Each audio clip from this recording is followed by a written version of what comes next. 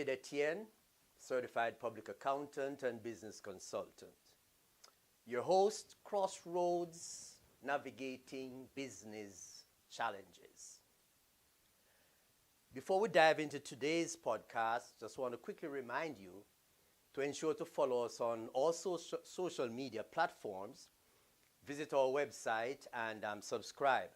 And on our website, you will also be able to find all current and past podcasts that we do from time to time. And remember, always remember to follow, join the conversation, be engaged, Crossroads, Navigating Business Challenges. So what are we about today? For those of you who had jumped onto my Motivational Monday, you recall me introducing the whole concept of cost, but more specifically from the point of cost cutting, and I had hinted that yes, whereas cost cutting is something that businesses do, there's a way to go about it. So today we're going to dive deeper into cost and cost cutting. Crossroads, Navigating Business Challenges.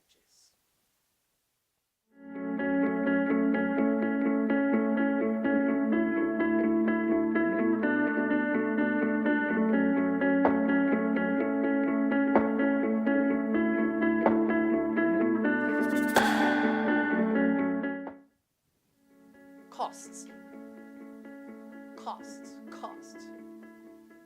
That's a word that once you're in business, as a matter of fact, once you're alive, then the word cost is one such word that is a part of your vocabulary.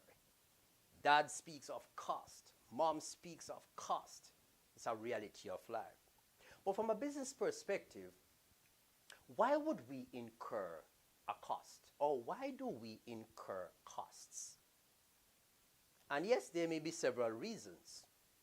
But the fundamental reason, or the fundamental driver for incurring a cost is anchored in the promise of future returns, of future benefits, and from a business perspective, of future revenues to be generated.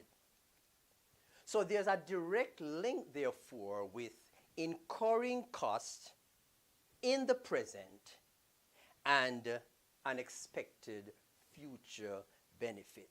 So costs are incurred in order to generate revenue.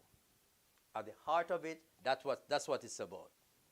Costs incurred generate revenue in the future. So having said that, it sounds to me, therefore, that cost is a very, very, very good thing. But it must be. Because if cost is the engine, the vehicle, the avenue to future revenue, future income, then cost must be something that is desirable. And if that is the case, how then did cost come to be regarded as the black sheep of the businessman's family? Let me put it that way. The black sheep, meaning how did cost over time and under what set of circumstances would such a desirable thing as cost, the vehicle to future income, suddenly become something that is seen as being negative at times? So much so that we talk about cost cutting. Why would you want to cut something that is good? Why would you want to cut something that is going to enhance the ability or the propensity for future earnings? But naturally, cost cutting is a term, is a phrase that is prevalent in business circles, and for good reasons. So let us look at cost cutting for a minute. And I so to speak, labeled this podcast the hidden cost of cost cutting. Because whereas cost cutting have a purpose and it has an end goal, the point is that there's a way, there's a methodology, there's a process, a structured process that needs to be adapted when we talk about cost cutting. Okay? Cost cutting. There is a basic, very basic equation. And that basic equation is a general equation, meaning that any equation that has three variables is regarded as a very basic, simple equation. Meaning, therefore, if I say 1 plus 2, you're going to quickly say 3. 1, 2, 3. 3 variables. If I say 3 minus 2, you're going to quickly say 1. 3 minus 2 equals 1. So I'm seeing a pattern. What's a pattern?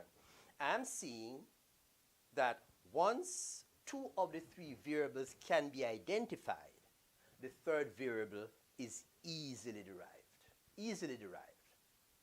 Let's then bring this simple equation to the business realm at any and every level. Any and every level. I said 3 minus 1 equals 2. Revenue minus cost equals bottom line. Now, the bottom line may be a profit or a loss. Hopefully, it is a profit. But for now, I'll refer to it as the bottom line. So there are 3 variables. Variable 1, revenue. Variable 2, cost. Variable 3, bottom line. And for our purpose, because we're in this thing to make money, I'm going to call it a profit. If I know any of the 2, the third is easily derived. If I have a revenue and I want to make a certain profit number, I know what my costs ought to be in the middle. If I have revenue and I know the cost, I know what is the resulting profit. Very easy. So it is clear, therefore, that of that 3 variable, variable number 1, revenue, is very desirable. Yeah, everybody, all businesses are in business to generate income. So I call it variable 1. Variable number 3, the profit. That's what it's all about. We hope at the end of the period to be able to report a profit. But between these 2 goodies happening, revenue, variable 1, the profit, variable 3, those are the goodies, there lies the third element, cost. But if you notice, that cost is the linkage between a revenue transforming itself into a final profit. Hence, that is why the cost is so important. So let's come back now to the whole issue where we say, okay, gentlemen, it's time to cut cost. Now, there's a knee-jerk reaction, and it happens at all levels of business. Once we see evidence of the revenue falling or the profit margin shrinking, the first thing that comes to mind is, maybe we need to cut costs. And that reaction is born out of the fact that the simple formula tells us that if I can reduce this middle piece, then I will end up bumping up the third piece, which is the profit. But you can understand that that approach is one that is taken without any sort of analysis, any sort of rationale. It is just a convenience decision. I like to call it, it is a low-hanging fruit. Low-hanging fruit, you know, the action of least resistance, the thing that I can do on the turn of a dime. So what we find is that reaction to cost cutting, or that approach to cost cutting, is where the potential problem lies. Same potential problem lies.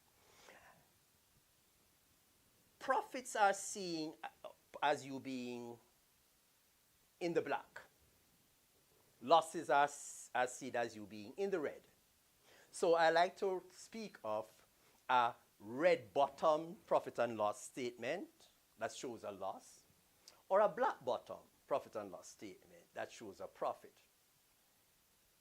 So my point is that once we start to look and see a red bottom profit and loss statement, our knee-jerk reaction or action to try to convert that red bottom P&L into a black bottom P&L is to say, people, we need to cut costs. We need to cut costs. Now, this approach is tantamount to you having a chronic headache and you decide to pop a pill or two to address the headache. Not taking time to investigate and to have someone with knowledge and expertise diagnose the real problem or the cause of the headache. You say, okay, the easiest thing to do is to pop a pill. The easiest thing to do is to cut costs. But in cutting costs in such an arbitrary manner, you may end up finding that you create a problem that was not even there before. And you may also fail to correct the initial problem that you set out to correct. So, two things. You fail to correct the problem through this arbitrary cost cut, and you end up creating other problems. Having said all of that, therefore, let us look at the true driver behind the need to cut costs. And here is the crunch of the matter, or here is the central theme or the central takeaway, if nothing else. Whenever there is a need or a contemplation to cut cost to either correct a fall in revenue or a shrinking profit, at the heart of what is going on is called inefficiency. Inefficiency. There are inefficiencies somewhere in the process, and that is what is causing cost that was initially a desirable thing to suddenly become something that we want to minimize as much as possible. Inefficiency. Now, speaking of inefficiencies, it does not mean that the manager is not a good manager, or the supervisors or the decision makers are less than good at what they do. No, that's not what it is. It means, therefore, that all that it means is that the nature of business is such that with the passing of time, what used to be efficient, what used to be sustainable at time T, may not be that efficient or sustainable at time X. And so inefficiencies will creep into the business operation. And unless you, as the manager, the supervisor, the president, the CEO, is in tune or attuned to what is going on, then you will find that inefficiencies will creep into a system, into a process. And that inefficiency will manifest itself by either shrinking revenue or shrinking profit. And then, as I said earlier on, we jump quick to say, let's cut costs.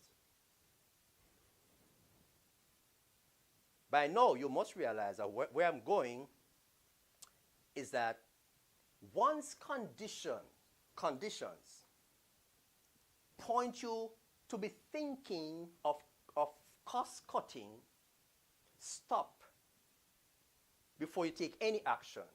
Because trust me, 9 times out of 10,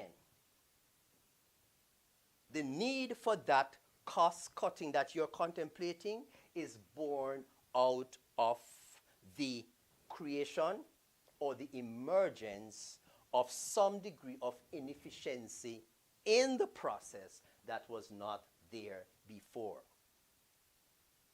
Inefficiencies. For example, you could have an operation that was, a production process, let us say a factory or whatever, plant, that have a capacity of, say, 100,000 units. That's the maximum capacity of the plant. And you're currently operating, I said 100,000, good. You're currently operating at 90,000 units. And so yes, you're short by 10,000, but basically you are at 90% capacity, so you're doing well. So if you get a demand for or an order for 2 more hundred, 3 more hundred, not a problem. You have that little gap that you can accommodate it. But picture this: if your plant is a 100,000 unit plant, and you are currently operating at 90,000, you only have a slack of 10,000. So if you get a new order that is requiring that you supply 20,000, obviously, it is asking you to supply 10,000 units more than the maximum capacity of your plant. Maybe without thinking about it carefully, you decide, let's accept the order. But by accepting the order, what are you doing? You're trying to generate 110,000 units out of or from a setup that has a maximum capacity of just 100,000. So right away, some level of inefficiency must creep in. On the other hand, there's a general need for re-engineering of your processes as time goes by. That's the nature of business. Okay? There comes a time when you need to re-engineer, retool, do whatever. So these inefficiencies will creep in, and they need to be properly investigated. And if the proper investigation leads you to make a cost-cutting decision, so be it. But it may require that you take some other action which does not involve cost-cutting. So to just automatically move to cut costs because that's the easy way to cloud over the problem is the wrong approach. So that's the evil, that's the danger of arbitrary cost-cutting. So I want to leave you with key takeaways. One, I like to say, inefficiencies identified are inefficiencies quantified. And I'm going to repeat. Inefficiencies identified are inefficiencies quantified. Now, if you notice the process, if I do my due diligence, if I do my proper review, etc., and I'm able to identify that I now have inefficiencies in my system, once I identify the inefficiency, then I can quantify the inefficiency. And once I have quantified that inefficiency, now I can decide, okay, does that require me to cut something? Because it is now quantified, I can say, okay, should we now cut some cost? By so doing, we are cutting out the inefficiency, which will then have the end result of have revenue again climbing or have the profit again, the profit margin widening. So if you notice, it's a process. It is a process. So inefficiencies, as I said before, identified are inefficiencies quantified. And we continue. Inefficiencies quantified provides the basis of key term, a strategic intervention. Inefficiencies identified and quantified provide the basis of a strategic intervention. And that strategic intervention may or may not require cost cutting. May or may not require cost cutting. So to wrap it all up, cost cutting, if not focused on inefficiency eradication, cost cutting, if not focused on inefficiency eradication, carries a high propensity to fail to do what you set out to do, but worse than that, introduce problems that did not exist before. So you decide, okay, let's get rid of this plant engineer because it's a major cost. But what's the implication? to the whole efficiency of the operation. Okay? So, as we said, careful consideration, detailed analysis aimed at identifying existing or emerging efficiencies is key. So, let not cost cutting be your go-to. That is a mindless approach. And as a business person, you did not go into this thing because you were mindless. So do not allow yourself to evolve into a knee-jerking, mindless person. Evaluate, analyze, identify, then we take action. And that's my bit today on podcast. So remember now, check us out on all the social media platforms. Go to my website, and it's right there, EtienneStrategicMC.com. Ensure to subscribe. Ensure to follow the conversation, because I'm expecting to hear from you guys, your thought processes, your opinions.